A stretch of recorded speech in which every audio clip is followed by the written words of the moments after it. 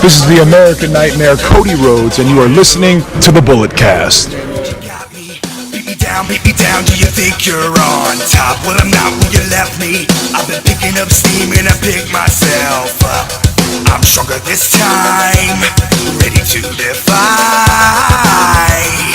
And no matter what you do, I'm never gonna stop. Hello, ladies and gentlemen. The Podfather is here. Alright, I am here to give you a recap of All In. So, ladies and gentlemen, we kicked it off pretty hot. I had to watch on WG in America for the 0 hour, and I'm not gonna lie, I was entertained. I was. You know, All In is something special. This event has truly changed the way that we're gonna look at professional wrestling moving forward. So let's look at the All In results real quick. We started off with SCU, SoCal Uncensored, going up against the Briscoe Bros. The Briscoe Brothers are the current Ring of Honor World Tag Team Champions. The titles weren't on the line. But, yeah, so SCU, they defeat him. The match was okay. I see Scorpio Sky had a little Apollo Creed attire going for him, and Kazarian was wearing his usual ring attire. The match was fine. You know, there were flips. It was hard-hitting because the Briscoes, they work a more rugged style. But yeah, so the match ends with a Doomsday Device countered into a power slam. Yeah, Mark Briscoe was going for the clothesline. Jay Briscoe has Frankie Kazarian up on his shoulders. And then Kazarian turns that into a power slam. And Scorpio Sky stops Jay Briscoe from breaking up the pin. A good match. It was a nice way to start off the live crowd. It was really good. I enjoyed it. Shout out to these guys getting on this show, by the way. I think that's awesome. And I knew SCU would win because, you know, the way they've been building them up on being the elite, it just made sense. Speaking of another character that's been built up on being the elite, Flip Gordon. He wins the over-the-budget Battle Royal to become the #1 contender for the Ring of Honor Championship later on in the show. This was interesting, man. This one really was. Alright, so the over-the-budget Battle Royal, you had Hurricane in there, you had Billy Gunn, you had Austin Gunn, Billy Gunn's son, there was Bully Ray, there was Tommy Dreamer. It was really cool, man. This was hilarious. Moose was in there, Brian Cage, Punishment Martinez. I'm honestly becoming a little bit of a fan of Punishment Martinez. You know, he's kind of a more athletic version of Baron Corbin, you could say. But I feel like there could be some depth to that character. I haven't really gone and watched all of his work, but yeah, man, the over the budget battle royal, it was cool, man. It was interesting. There was a lot of suck it because, you know, Billy Gunn, DX, Billy Gunn said suck it, his son said suck it. Bully Ray was saying suck it, and then there was, of course, Tommy Dreamer wearing the polka dots for Dusty, doing the stomp and the jab, and then throwing a bionic elbow. That was cool. Bully Ray put Chico El Luchador through a table earlier on, before the match really even started. It was I was like, oh my god, table spots. You know, there was garbage cans and chairs. It was the most hardcore battle royal I've ever seen.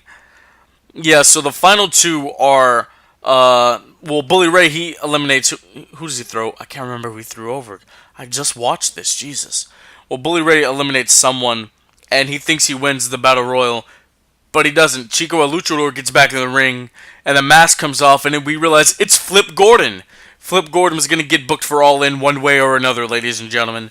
So, Flip Gordon, the mask comes off, super kick to Bully Ray, clothesline over the top. Flip ends 0 hour with an opportunity to become Ring of Honor World Heavyweight Champion later on in the night. Alright, and then we move on to the main card, as people are calling it. MJF. This is a guy I'm really high on. Maxwell Jacob Friedman. He says he's better than you. He's only 22 years old, like Velveteen Dream. So actually, a match between those guys would be amazing. Look at me booking the damn territory. No, but seriously, man, I like MJF. I've seen his work. I just became aware of him several months ago, and I'm like, oh my god, this guy is, He's interesting.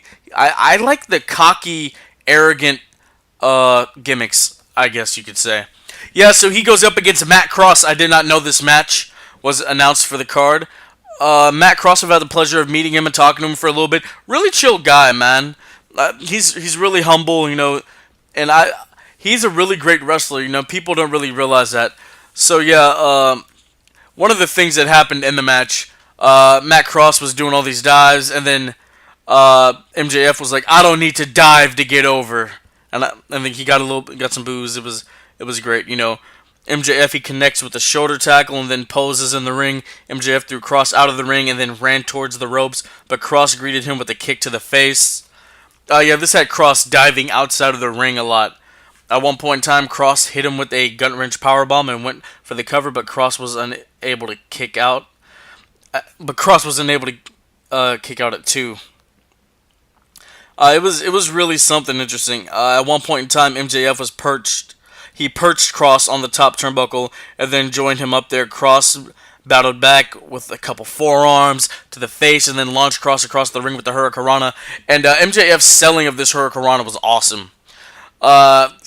He from that elevation, that rotation, Matt Cross, a veteran of the game. So MJF, kind of shoots up a little bit, stands up a little bit, and his spine is arched and it hurts. Really, really selling the impact of the high risk maneuver. Cross follows it up with a clothesline and a springboard crossbody, followed by a near fall. MJF stomped on Cross and then connected with a shoulder tackle for a 2 count. Yeah, Cross was his arm was really getting worked by MJF in this match. I enjoy when ligaments are worked on in matches. That really adds a little bit of a flavor to the match. We got a simple story. I'm working your arm or your shoulder, or whatever.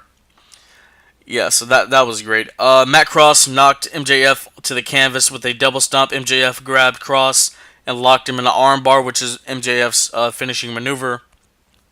Right in the center of the ring. Cross counted into a roll-up for a 2 count. MJF ripped at Matt Cross's arm on the ring apron and then hit an awesome pile driver for a 2 count. Cross dodged a moonsault and then connected with a shooting star press from off the top rope for the pinfall. I think Matt Cross might have his shooting star press might be on the same level of, you can say, in Evan Bourne or Matt Sydal, whatever you want to call him. But yeah, this was a really nice way to open up the main show, really get the crowd nice and hot, so to speak. Alright, and the second matchup, this was one that I found really interesting. The Fallen Angel, Christopher Daniels, goes up against Arrow actor Stephen Amell. With Jerry Lynn was a special guest referee, which I was kind of shocked. I was like, oh, Jerry Lynn, alright. That was cool to see that guy. Haven't seen him in a while. I honestly haven't really paid attention to Jerry Lynn since, the early Asylum days of TNA. Yeah. So this was one that was interesting. Amell, he had on some actual gear, tights, black tights. But yeah, man, this was interesting. This match went quite a ways. I didn't expect it to go that long. It was interesting. One of the key points of it, Stephen Amell hits a coast to coast. I was like, oh my god, is he RVD? Is he Shane McMahon? What's going on, brother? But yeah, I mean, that was awesome. The coast to coast was cool. Amell, he gets planted with an overhead suplex, followed by a few jabs in the midsection. Daniels connected with the moonsault, but Steven fell back with a clothesline, so there was a lot of back and forth in this match. Amell and Daniels, they trade shots on the turnbuckle, and Amell knocked Daniels down to the ring. Daniels rolled off the apron and laid out on the table. Amell went for... Oh yeah, that was an awesome one too. Stephen Amell went for an elbow drop, and Daniels hops off the table, and then Amell just crashes right through it. And I was like, oh! I'm not going to lie, I worked earlier this morning, was kind of falling asleep a little bit, but I heard the table crunch, I'm like, oh my god! That was awesome. Yeah, that was cool. Jerry Lynn took matters into his own hands. There was about to be a double count out, and he said, no, we're not having that. It was contested under, the double count out, of course. Not double count, the 10 count. I know Japan does 20 counts, but this was a regular 10 count. Jerry Lynn takes matters into his own hands, takes off his ref shirt, throws him back in the ring.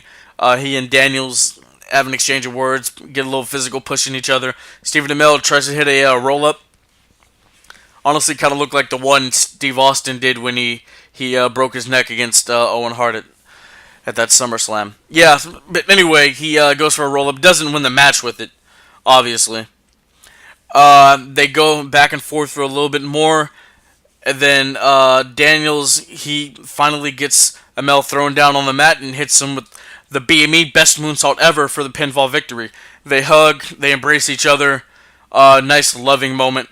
Nice sportsmanship by these guys. Alright, next up is the Fatal 4-Way. It is Tessa Blanchard versus Madison Rayne versus Chelsea Green versus Britt Baker. This one, it was cool, man.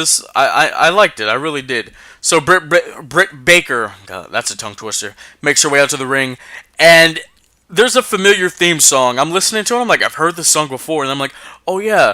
If you don't know, Britt Baker is Adam Cole's baby. Yes, she is in a relationship with Adam Cole, and she makes her way to the ring using his old indie theme song. I forget the name of it, but it sounds really cool. It's awesome. It's something truly special. And then Madison Rayne makes her way to the ring, and then we get Chelsea Green and Tessa Blanchard.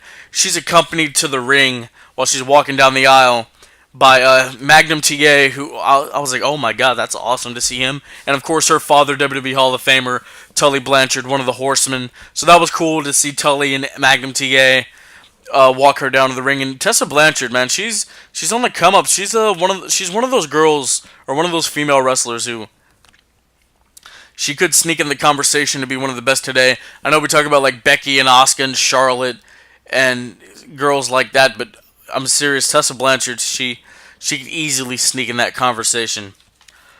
So yeah, the finish of the match was really interesting, but we're gonna get not really interesting, but we're gonna get into it. All right, so yeah, this starts off with Tessa punching Madison Rayne in the face to start off the match.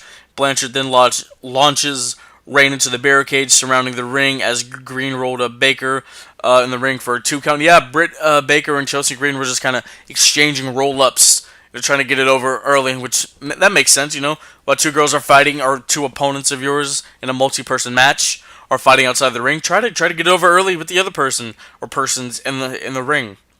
All right, so back in the ring, Green, she connects with a boot to Britt's face and then hits a suicide dive onto Blanchard and Rayne. Tessa got back into the ring and flipped onto Baker and Green on the outside. It looked like Tessa kind of hurt her knee for a little bit. I was like, oh my god, is she okay? Then Madison Rayne climbed up to the top rope and hit everybody with a crossbody. That's what usually happens in multi-person matches. Yeah, Chelsea Green, she leaped out of the ring and Blanchard bashed her into the ring post. Chelsea Green was doing this multi-personality character where half of her is normal and pretty and sweet, and then the other half is kind of, I don't want to say demented, but not all the way there. Not all the way there. That's the best we can say it.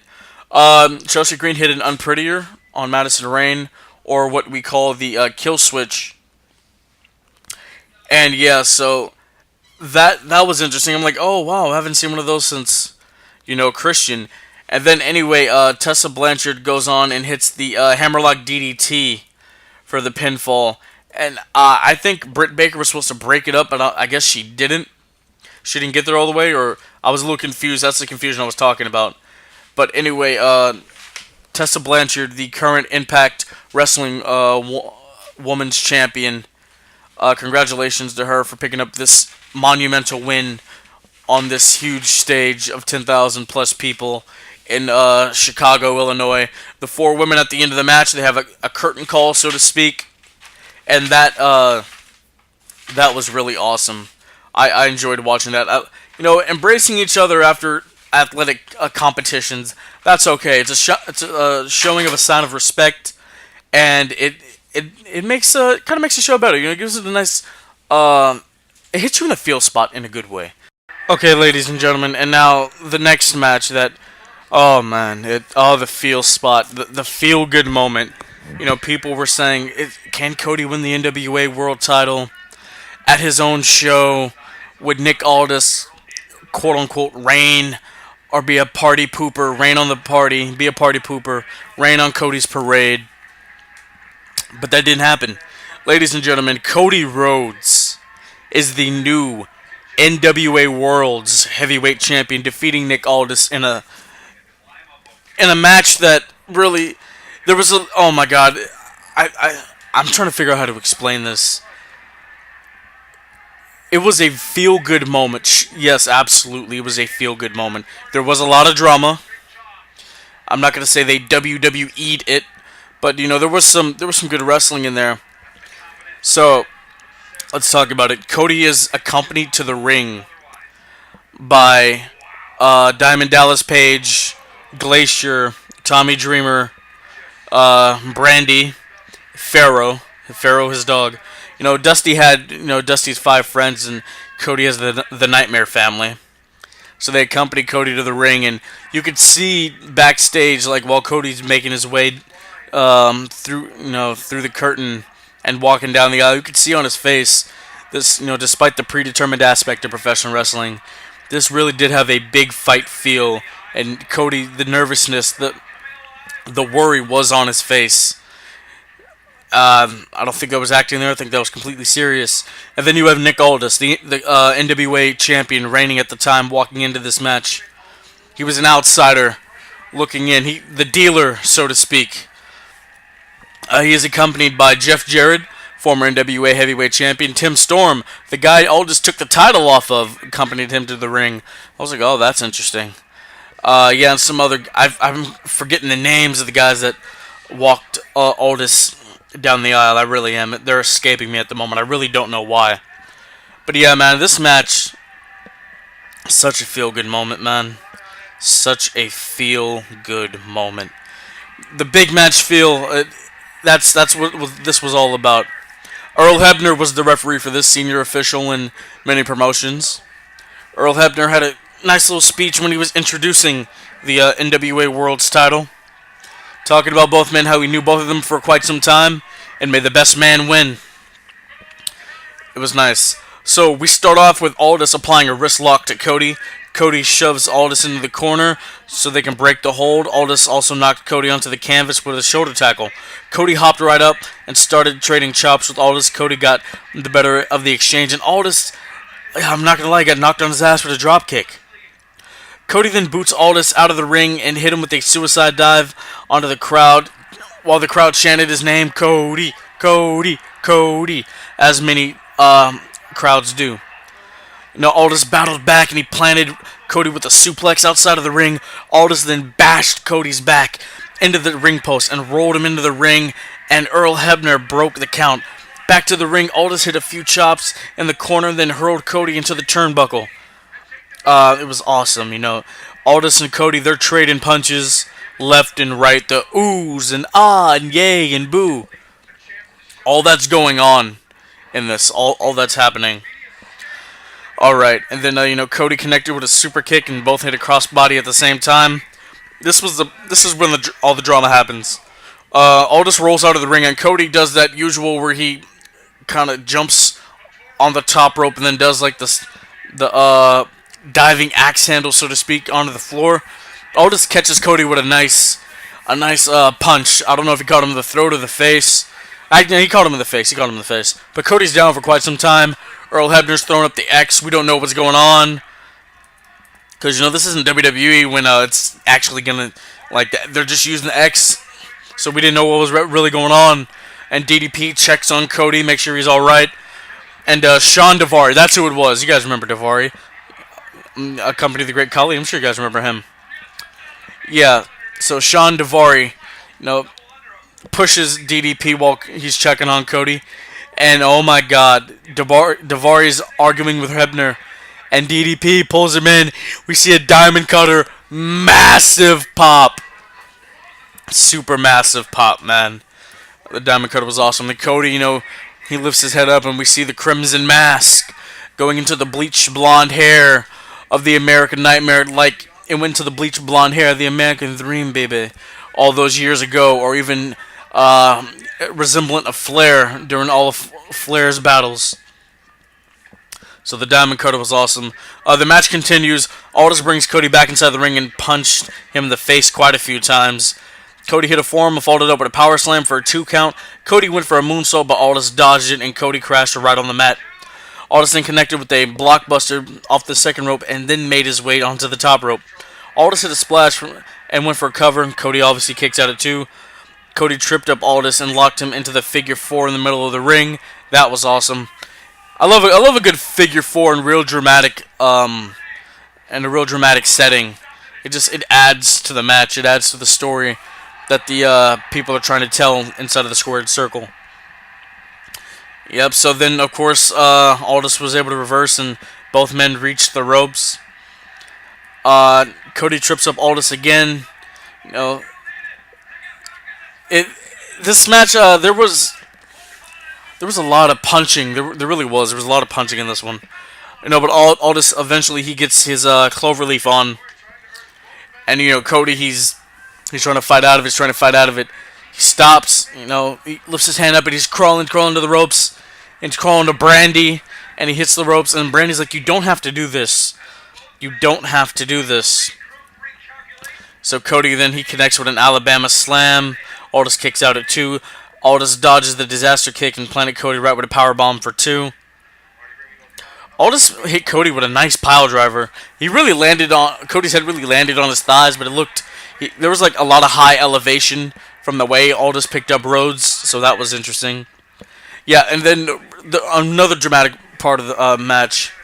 Aldis is going for his signature elbow drop off the top rope, and Brandy crawls in. She's like, "No, don't do this, don't do this."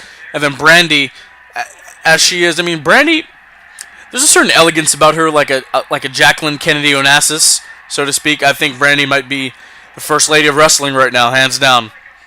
I know we had Elizabeth, but Brandy, she's right in the conversation. Anyway, going back to the match, she covers her husband right as Aldis jumps off of the turnbuckle and smack dab that elbow right into Brandy's spine while she's laying on top of her husband. Brandy rolls out of the ring. Aldis, he looks confused, and there was some worriment on Aldis's face, like, "Oh my God, what's going on? What's gonna happen here?" We didn't exactly know. Aldis goes for the cover on Cody. Cody kicks out at 2. They trade some more punches in the center of the ring. Cody went for the crossroads. Aldis kicked out. So there was some really heightened drama in here. Yeah, and then Cody countered a sunset flip into a roll up, and then that was a pinfall victory. And then just the crowd ensues, cheering for the American Nightmare. This the first ever father-son heavyweight champions in wrestling. That's awesome, man. I popped for it. I'm not gonna lie. I was like, yes. I was clapping. It was an awesome moment. It was a real feel-good moment.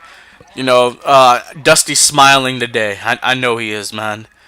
This was awesome. As Dusty said, get a dream, hold on to it, and reach for the sky. And that's what Cody did.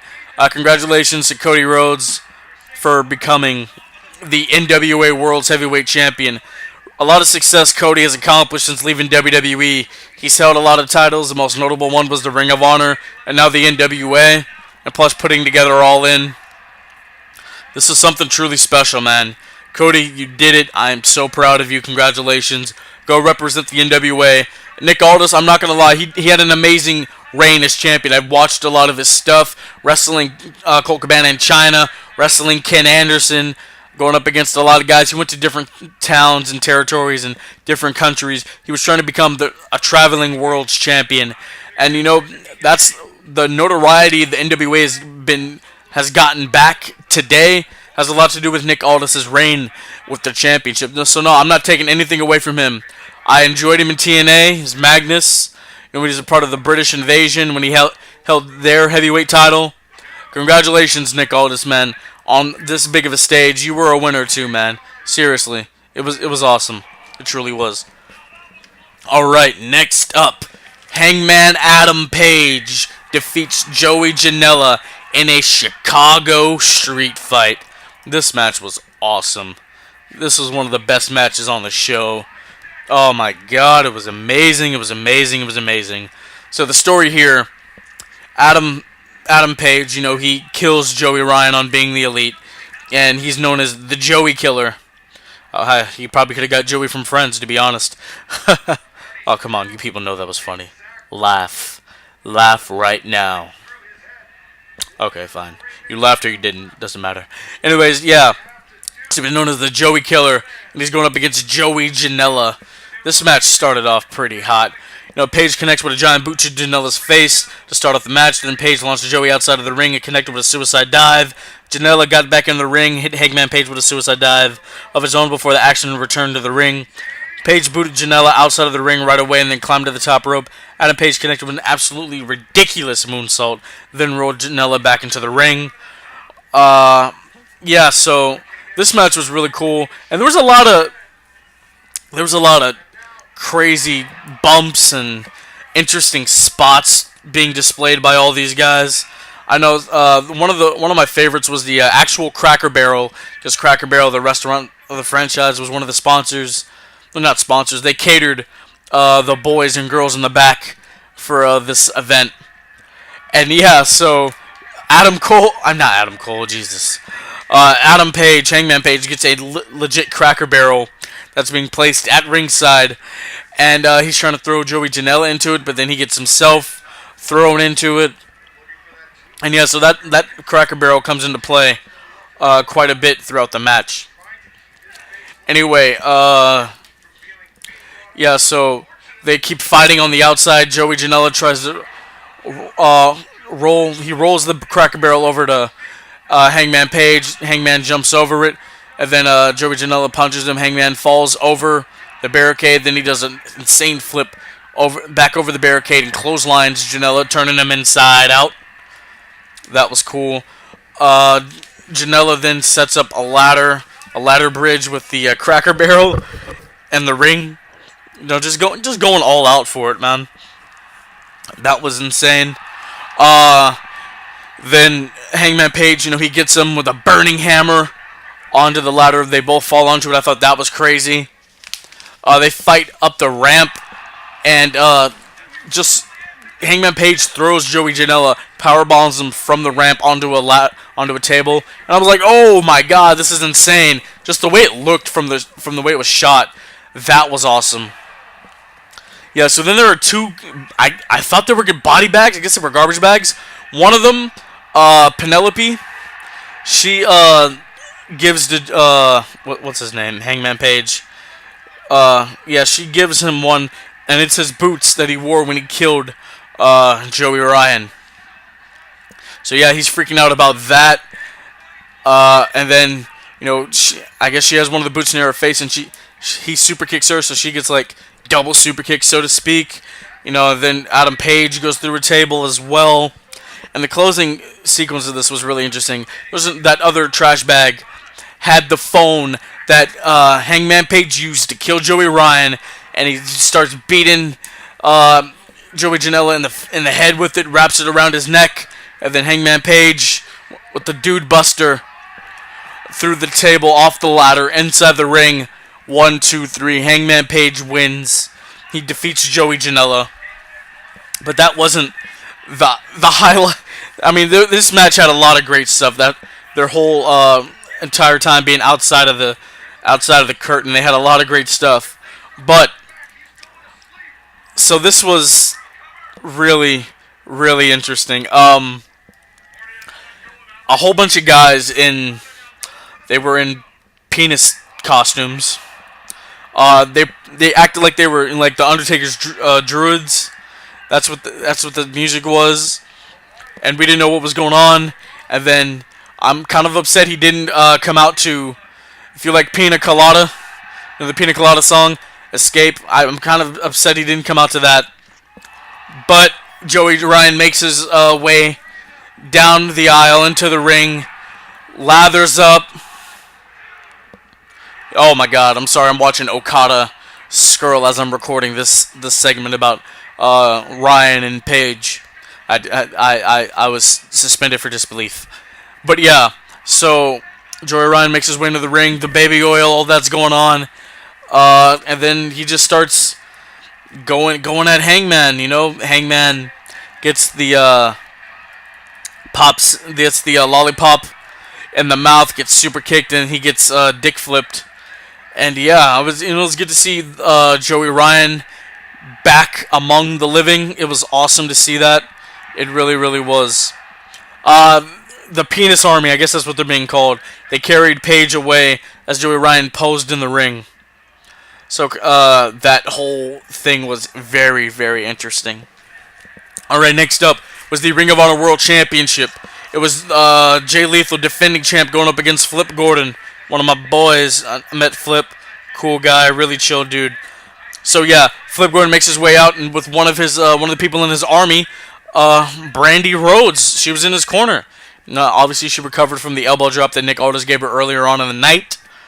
So yeah, we see a backstage segment. Jay Lethal is in his normal gear, but he gets handed Macho Man shades, and he gets stepped on the shoulder, brother. Ew. I can't do a Macho Man. I apologize. You don't want to sit and hear that. I'm sorry. So yeah, and Jay Lethal comes out. The Macho Man song's playing full. It's not even Black Machismo. It's just straight up Macho Man impersonation at this point. And Lanny Poffo, Macho Man's brother, accompanies him. And I heard the commentary say that's the actual gear that Randy Savage wore when he first appeared on WCW. I don't know how true that is. I'm going to have to go back and do my research. But if that is the case, that is really, really cool. That's awesome, man. Yeah, so we start this off with Jay Lethal. He tells Brandy keeps telling her to stand in his corner. Before the match started, Gordon hit an arm drag and followed it up with a chop to Lethal's chest. Flip hit a crossbody and then a couple of shoulder tackles. Jay Lethal clotheslined Flip out of the ring, and then he made his way to the top rope. Brandy once again got in the way, and Jay chased her around the ring. Jay picked Brandy up on his shoulders and posed as if she was Elizabeth. Brandy hit Jay with the chop and then got out of the ring. Yeah, so that was cool. There was a lot of flips, of course, by Flip Gordon. Flip sent Lethal out of the ring to hit 2 suicide dives in a row. Gordon then flipped onto Lethal and rolled him back inside. Gordon climbed to the top rope and hit a splash for a near fall. Flip and Jay traded roll-ups for a little bit. Gordon connected with another amazing standing moonsault. Lethal battled back and slammed Gordon face first into the mat for a near fall. Gordon hit a knee to the face and then a Falcon Arrow for a near fall. So yeah, they were really going after each other. Jay Lethal hit a body slam and followed up with an elbow drop. After Lanny Poffo, does the signature Macho Man pose when he tenses up and he twirls his finger in the air. I don't know why I keep doing that. I am sorry, ladies and gentlemen. So yeah, reminiscent of WrestleMania 7 when Macho Man kept hitting elbow drops on Ultimate Warrior and he didn't get the job done. Yeah, so Lethal hits a couple elbow drops, and then Flip powers out at 2. I was like, oh, we got some a little paying homage to one of the better matches in WrestleMania history in the early years, in that first decade of them. Yeah. So then Flip, he kind of hulks up a little bit too, and I'm like, oh my God, are we seeing WrestleMania 5 all over again? Like, that's what I felt like was going on, but I guess he was flipping up. Gordon geared up for the big boot, followed it with a springboard sling blade, which I thought was impeccable. Then he climbed to the top rope. Gordon flipped onto Lethal and went for the cover, but Jay kicked out at the last second. Jay battled back with a cutter off the top rope, then hit the Lethal Injection handspring cutter, and retains the Ring of Honor World Championship. Very good match, man. It was entertaining, and that's what you need at shows like this. You need, in every wrestling show, you need some entertaining matches. Whether they don't have to be super comedic, they can have really serious points and like 1 or 2 comedic moments, Then after the match, Bully Ray comes out and attacks Lethal and Gordon and Lanny Poffo. Bully set up a table in the ring, but Colt Cabana rushed out, hit Bully with a spear. Colt Cabana and Lethal and Gordon then powerbombed Bully through the table and posed in the ring. So that was pretty cool. That was pretty cool to see. All right, and then this match was something amazing. You have Kenny Omega going up against Pentagon Jr. Zero Miedo. I pray to God I said that right. People, please don't bash me on social media. I apologize. It's been a very long day. Anyway, yeah, this match was something awesome. Kenny Omega, of course, the IWGP World Heavyweight Champion.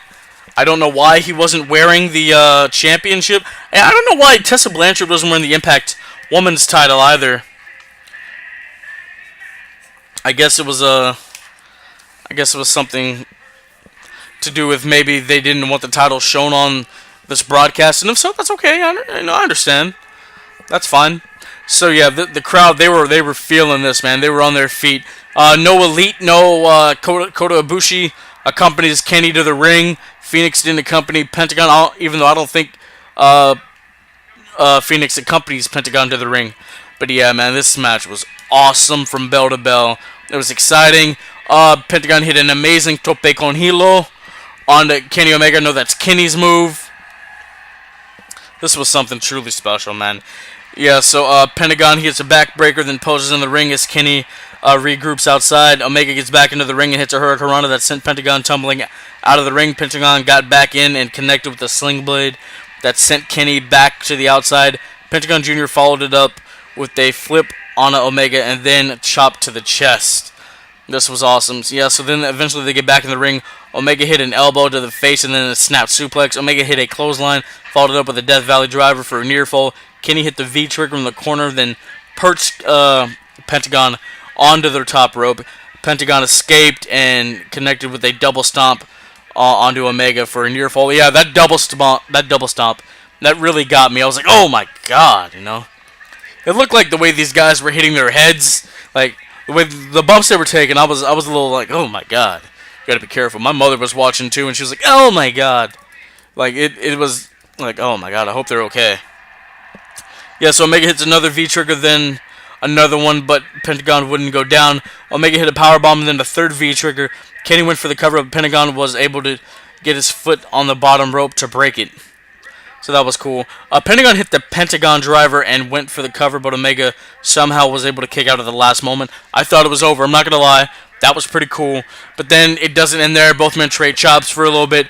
Pentagon then hits an incredible Fear Factor Power Driver, which is a package power driver, onto the ring apron, and the crowd's like, holy shit, holy shit, holy shit. Like, they chant that. It was awesome, man. I was scared for him. One moment that really made me cringe, Pentagon, he wrapped one of Omega's arms around his leg, and then while Omega was on his side, and then he got the right arm, and he just bent back and ripped it, and I was like, oh my god! Like, that was so cringeworthy to watch. I was like, Jesus Christ, let's not do that. I can't have people's ligaments being ripped off of their bodies, you know? We can't have any of that. Yeah, then Pentagon, after that, he connects with a boot to the midsection, but Omega exploded with another V-trigger, followed up with a Hurricanrana for a 2 count. Omega hit another V-trigger, followed it up by that one-wing angel for the pinfall victory. This match was really good, man. Probably might be the match of the night. I know I don't say that about Kenny Omega, but this match was really good. I've had the pleasure of seeing both of these guys live, Pentagon more than Omega, but still, man, like, two very, very talented guys. You know, the current IWGP champ going up against a former Impact heavyweight champ. So that was interesting to see. It really was. This show had a lot of championships, you know. The Ring of Honor tag titles, the IWGP heavyweight title, Phoenix with the AAA heavyweight title, Ring of Honor heavyweight title, NWA heavyweight title. There was a lot of gold at the show, plus the Young Bucks and Cody with those all-in championships that they displayed at the beginning of the show. That was cool. Alright, so after this, oh my god, the lights go out for quite some time.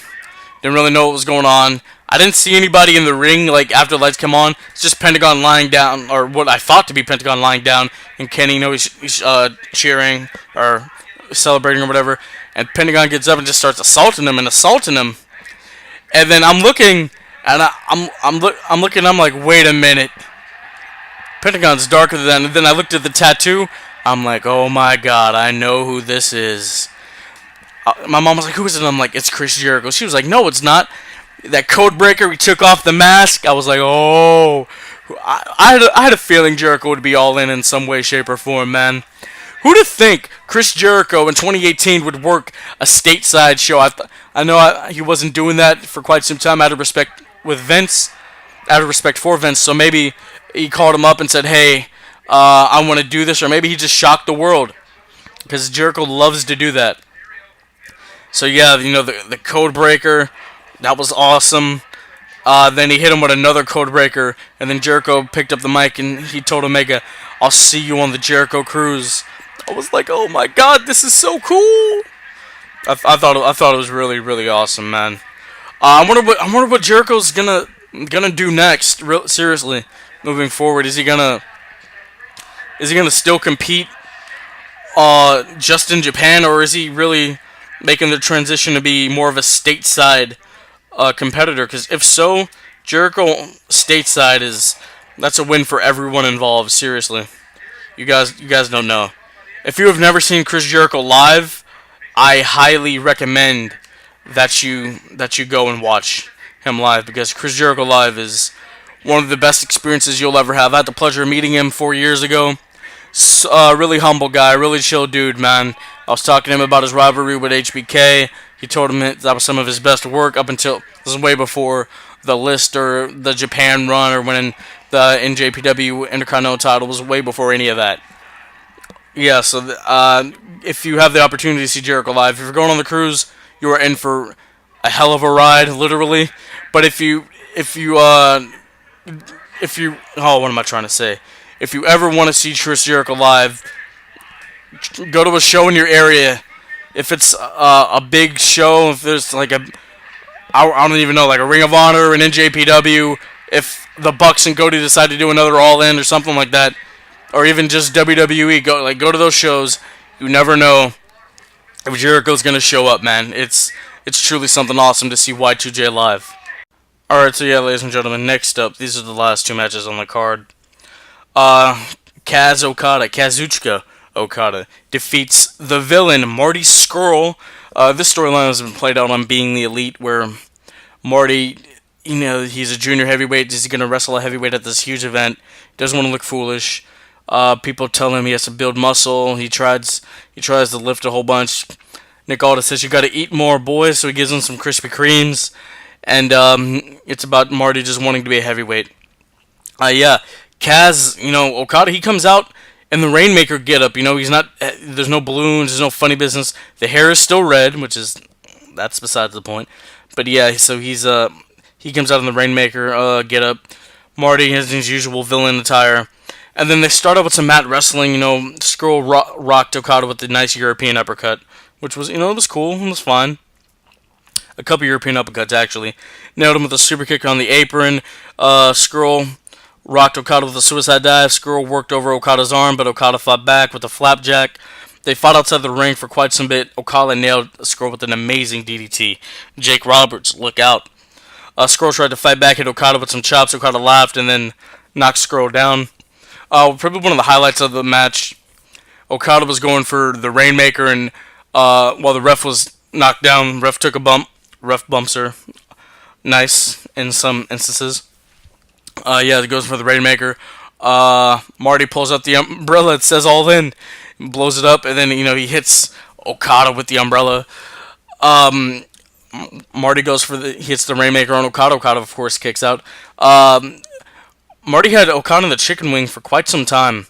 I think he had 2 attempts, and he got both of them. And Okada kept getting out. Okada hits a tombstone on Marty, kicks out.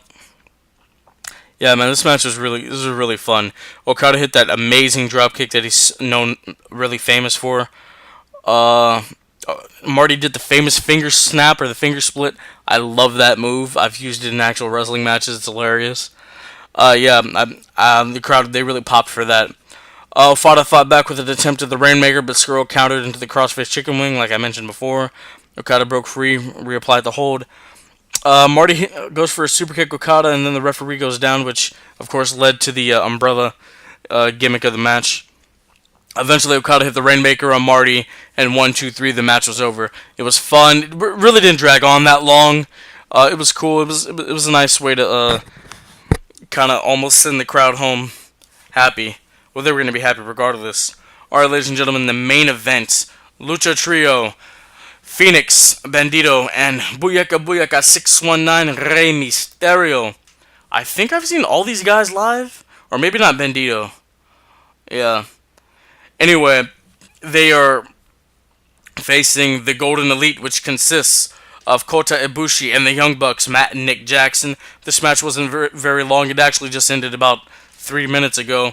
It was quick, simple, to the point, really fast-paced, a lot of high flying, a lot of dives. The real high spots and focal points of the match. Rey Mysterio goes for the 619 on Matt Jackson. Matt Jackson catches him, and yeah, I mean this is a really nice exchange between these guys. A lot of high flying, as I said earlier. Bandito and Phoenix are diving all on the outside to Nick and Kota. So yeah, Matt catches him, has him in the tombstone position, and Nick and Kota, I guess they were both gonna go for the Meltzer driver, so to speak. And then Phoenix hops up on the top rope, runs the rope like a tightrope, and super kicks Kota in the face. Kota falls down, and then Bandito attacks Nick Jackson. Rey Mysterio is able to hit the Hurricanrana. Bandito super kicks Matt Jackson in the head. 619 frog splash after 2 suicide dives from Bandito and Phoenix onto Kota and Nick Jackson. Frog splash by Rey, honoring Eddie at All In onto Matt. Matt kicks out. Kota and Nick come back in, and they hit the oh my god, I forgot the name of it. I don't know if it's called. I don't think it's called More Bang for Your Buck, but it's the sequence when the Young Bucks, they do the steamroller, the split leg moonsault, and then the 450 splash onto the opponent. So yeah, that sequence happens. Kota Ibushi dives on him also, and the match is over. Overall, great show, you know. Great show. I am still Bullet Cast champion. I am still the guy, man. I still hold this luxurious championship. Carlos, you know, he came at me, didn't get the job done. So did Brandon. Brandon and I, we actually tied, and we came up with the rule: ties don't equal championship wins. It happened one time for that other guy when we were co-champions, but not today, man. So, another day, another dollar. I win at SummerSlam. I retain it All In. Great championship reign. Alright, ladies and gentlemen, All In overall. I'll give the show an A. I will. I was satisfied. I really was. Congratulations to Cody once again becoming NWA World Champion. Congratulations to Flip for being booked for All In. Congratulations to all the men and women who performed on this show in one way or another. You guys deserve it. This is your time to shine. This was an amazing spotlight. Chicago, you were an awesome, awesome, awesome crowd. No Bernard the Business Bear, which I was a little sad about. But still, yet again, Cody, Matt, and Nick, an amazing, amazing show. Like you guys said on Being the Elite, WWE is a great place to be, but they don't own professional wrestling. Vince doesn't own the business. You guys proved that here tonight. I can't wait to see what you guys do next. I can't wait for the next episode of Being the Elite. Ladies and gentlemen, thank you. This has been the All In Instant Analysis. And let's just say, ladies and gentlemen, for the rest of my podcasting career, I'm going to be going all in on my crusade to bring you guys the best digital audio media possible. Ladies and gentlemen, this has been an amazing experience. I love all you guys. We will be back on Friday for the regular episode of the Bulletcast, episode 84, I believe. And Brandon, Under the Radar, I believe, on Tuesday. This has been a great experience. Seriously, guys, let's all just say that we were all in.